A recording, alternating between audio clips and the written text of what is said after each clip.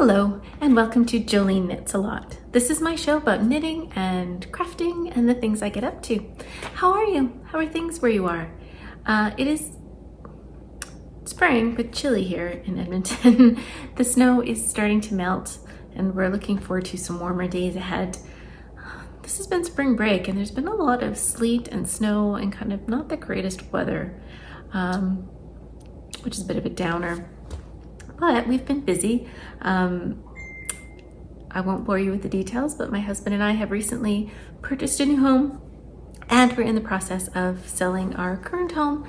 So the last couple of weeks have been a flurry of packing and donating and scrubbing and cleaning, and my hands have just been dry and sore and tired. And so I haven't really had a lot of time or energy to craft, but that's life, right? Sometimes we have all of the energy and the inspiration, and sometimes we just don't, and that's okay. This will probably be a shorter episode. I don't have as many finished objects, but I do have some knitting and crafting plans that I'd love to share with you, and I'm probably going to be asking for your help and or support, so prepare yourselves. In the last couple weeks, sorry, I might be making some noise. In the last couple weeks, I have completed my sister's striped sweater.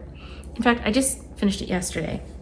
I opted for no sleeves, or short sleeves, partly because I was running out of some of these Surrey alpaca silks. I was using leftovers from other projects, and I knew I had enough to make a short sleeve sweater, but I certainly did not have enough for any longer sleeves.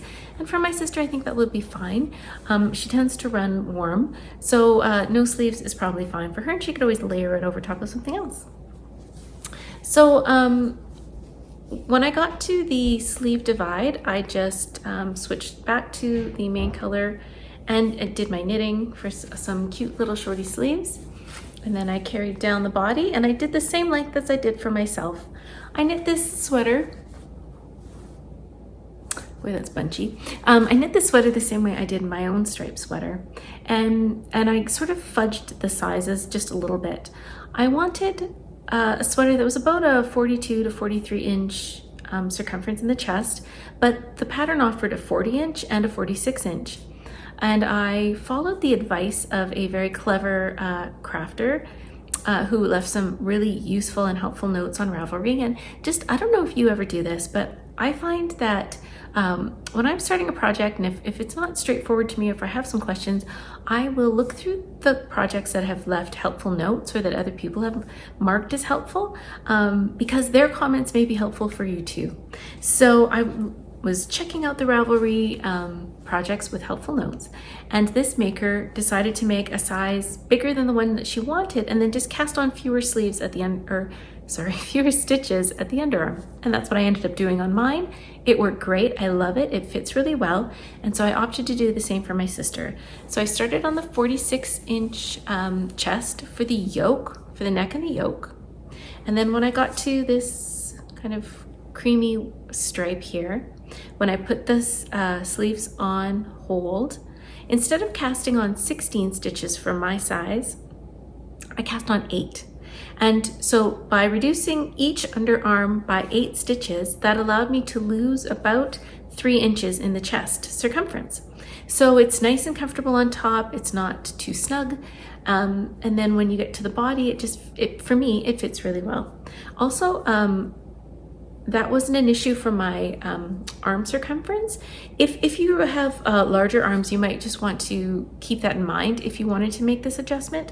For me, it wasn't an issue, but that's something that you should keep in mind if you wanted to do this. As you can see, it sort of ended up in a cute little, almost, it's not a puff sleeve, but it's just a very small cap sleeve, and I think that'll be really cute. But yeah, all of the ends have been woven in, and there are lots. As you can imagine, you can see exactly where the back of the sweater is by all the tails. This sweater hasn't been blocked yet. I like to weave in my ends as I go because I don't like weaving in ends. So if I only have to do a few at a time, that's okay. If I had to do the whole sweater at once, I would probably put it off and put it off and put it off. So I just weave in a few as I go.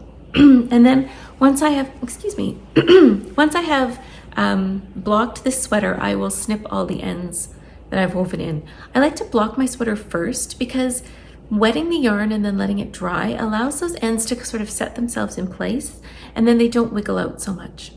So the striped sweater, a great pattern by Andrea Mowry. This would be great in one color as well, I think. So that might be something I think about in the future.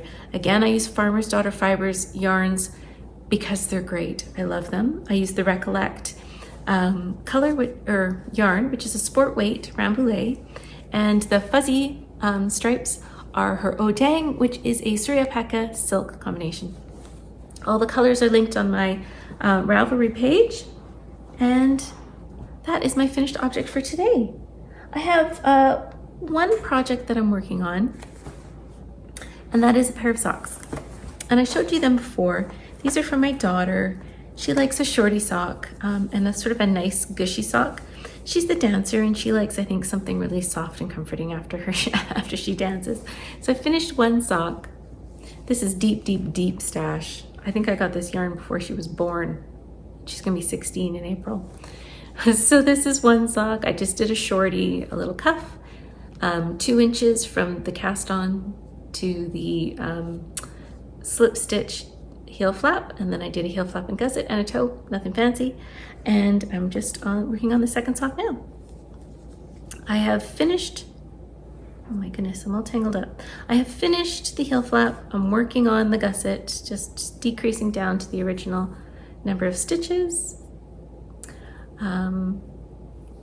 So yeah, she should have these done. She should have these on her feet maybe in a couple days if I have time to work on them and I'm not moving or scouring or doing other house related things. And that's all I have on my needles. Wah, wah. I guess that's what happens when life gets busy, right? And that's okay. I don't have big plans for my knitting right now. I think because I'm so busy in other areas of my life and getting my kids to their activities, they're very busy right now. It's a busy time of year, and doing things around our house. I just haven't had a lot of time or space to think about projects. But I do have a couple things that are going to be going on the needles soon. And first one is the April dishcloth. I haven't cast it on, but it is a monthly sort of subscription by the Kitchen Sink shop. Every month you get a free pattern, and they are based on literary characters. The first few were, one was from Little Women, I think it was Meg's Dress. One was from Emily of New Moon, which is a book that I enjoyed reading when I was young. I can't remember what the other one was. But they're all based on literary characters, and it turns out April's pattern, which came out just recently, is based on Lord of the Rings. This is not a very Lord of the Rings color, but it is the yarn that I set aside before packing up all my yarn. So I will be using it. It's some Dishy that you can see has been knit and unknit. And it will be knit up into a dishcloth soon. I do love these dishcloth patterns because they're a really great pattern cleanser. Palette cleanser. My goodness, I'm having issues today. They're a great palette cleanser. You can knit up a dishcloth in a day or two. It's really nice to have something finished really quick. And it's just a nice break from some other bigger projects. So dishcloth. You probably see this from May too, unless I can find other dishcloth yarn in my boxes of stuff before that time. So that will be going on my needles soon. The other thing that I have going on my needles soon is a challenge. Since it's spring break and we've had some time, I took my daughter shopping and we went to a store called Simon's. Simon's is a Canadian store based out of Quebec, and for a long time they only had stores in Quebec, but it's a great store. It has great clothes. It has like sort of moderate price points, so not super expensive, to high-end design names. They've also got like tons of accessories. They're a great place to go for socks or hats or scarves or mittens. They have a great houseware department. So it's sort of just a great all-around store. And we were shopping there with my daughters, and she saw a crochet halter top, and she was like, Mom, you can make me that. And I was like, sure. My crochet skills are, I would say, basic, or maybe I'm an adventurous beginner. Let's go with that. I'm willing to try. I mean, what's the harm? So I'll show you a picture of the top that she liked.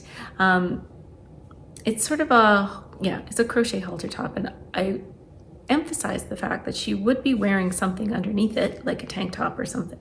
And she said, yes, yes, yes, Mom. She's 13, so I don't know if she's just humoring me or what. But I saw it as a challenge, and I think I will give it a try. I scoured Ravelry for some patterns that I could sort of duplicate or replicate. The thing with crochet is it's a lot easier to fudge, I think. Like you can, I think that it will be easier for me to just sort of play as long as I have some basics or starting points. So as you can see, the top has a daisy in each of the cups. And then my plan is to make it like a halter, so it will have straps that go around the top and one strap that'll go around the back. But I want to make the bodice, so underneath the cups, a little bit longer, so it's more like a crop top.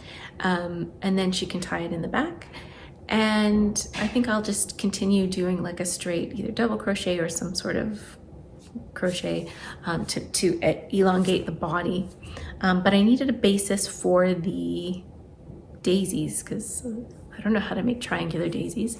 So it turns out if you Google daisy crochet bikini or bathing suit, you can find all sorts of very helpful videos on YouTube. Isn't YouTube the best place?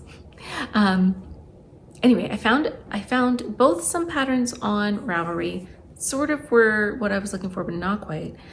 And I found a swimwear designer in, I believe, Australia, and she creates videos that show you how to make different crochet tops. So this is great. Hers is a fingering weight, like she uses very thin cotton yarn. I think because hers are meant for swimming. This will not be a swimming top. This is just like a layering piece that she will be putting on over top of something else. So I chose to go with a DK cotton yarn, and I got myself a little kit, I guess, at Fiber Nook. I just went online to see what they had for cotton. I got myself a 4mm crochet hook. This is a Knitter's Pride, because again, all of my stuff is packed up and has disappeared into the abyss. And then these are the colors, which I think are very true to, sorry, I have a bag, true to the original. So I have, these are all Estelle Eco Cotton DK. It's an organic certified yarn, which is nice. It's quite soft. And it is quality hand knitting yarn since 1976, which is great because I am from 1976. So that's perfect for me. This is the butter color, which will be the center of those daisies. And then I got white for the daisy petals. And then I got this 2 skeins of this, I think it's lilac, for the rest of the top. So I think that's very sort of in keeping with the original. And when I have some time to watch the video and to concentrate, I will be casting on. Again, Adventurous Beginner. If you have any tips or thoughts or tricks, please leave them in the comments below. Again, I'm not a super duper crocheter, but I'm adventurous enough to give it a try. So if this turns out, you will hear all about it. And if it doesn't, then you'll probably hear all about it. So those are my makes for the next little while. I'm going to be making a dishcloth. I'm going to be crocheting a top. Oh, it's very strange. But I have one more purchase that I wanted to share with you, and then I have a giveaway. So as you all know, the situation in Ukraine has been devastating, and I think we've talked in other episodes about the ways that different crafters are responding and helping in terms of either collecting yarns or selling products that will support different charities in Ukraine, or directly donating to various charities in Ukraine. So I have made donations on my own behalf, but I also am supporting a fundraiser. This is through Polka Dot Creek, who is a hand dyer out of Airdrie, Alberta, and they do have a shop there too, which I've never been to, and I really would love to go. So Polka Dot Creek is a hand dyer. They dye beautiful, different weights of yarn, speckles, tonals, but also stripes. And this one is called Love to Ukraine from Canada. So it's a 50-gram ball of a 75% merino, 25% nylon. This one here, stripes similar to Ukrainian flag. So there's a deep blue, a lighter blue, a deep yellow, and a lighter yellow. And then the contrast color is this red skein. This red is to symbolize both Canada and the Red Cross, where all of the funds that are raised by the sale of this sock kit are going. So $10 from each kit is going directly to Red Cross activity in Ukraine, or supportive activity in Ukraine. And so I was very happy to purchase myself this kit, and one for a dear friend who I know will appreciate it. So I just wanted to share with you some of the fundraisers that are going on, and one that I chose to support, who's somewhat local to me, and I'm excited to cast on some socks, probably in the next couple weeks. And that, my dear friends, is all I have to share with you, except for a little giveaway. Last week I announced that my little channel had reached 300 subscribers, and I want to thank all of you for joining me along the way, for watching my episodes, for commenting, for liking my channel. It all means a lot to me, and I do appreciate your support and your input and your thoughts, and just being here and sharing this with me. So on my last episode, I announced I would be doing a giveaway, and I would be picking from the comments on the last video. I used a random number generator, and that came up with the number 4. And that comment was from Teresa Young. So Teresa, this skein of biscuit yarns in the Gibson block colorway, the colorway reminiscent of a Flatiron building here in Edmonton, Alberta, will be coming to you. Please email me your information. I can be reached at jolineknitsalot@gmail.com. And feel free to email me at any time about things that I've mentioned in the episode, or if you have questions about my projects, or if you just want to say hi. But Teresa, please let me know how I can get this skein of yarn to you, so that you can enjoy knitting some stripy socks too. And that is all I have for you today. I hope in the next couple weeks that the sun shines where you are, that you can feel the warmth of the sun on your face, and that you can appreciate the people that you're with, and the work of your hands. In the next couple of weeks, I am really hopeful that I can find some time to craft and to enjoy my family, and to take some time to have a deep breath. And I know I plan on knitting and crocheting a lot.